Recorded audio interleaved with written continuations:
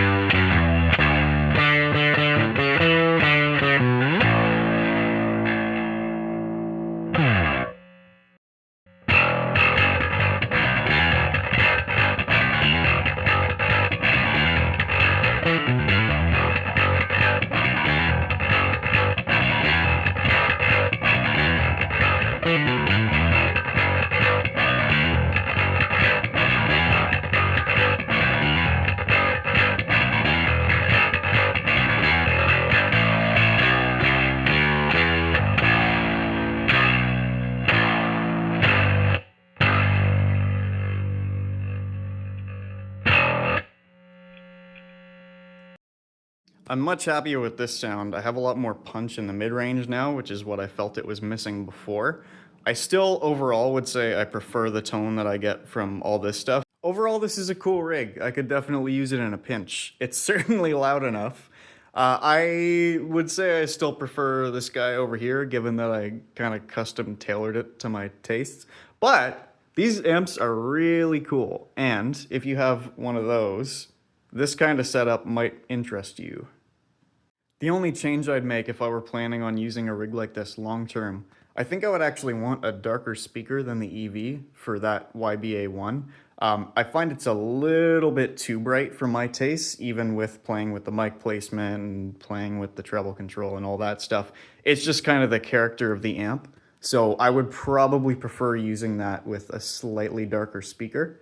But other than that, sounds really cool. Definitely useful for what I'm using it for. What do you think? Does it sound great? Does it sound terrible? Somewhere in between? Let me know in the comments.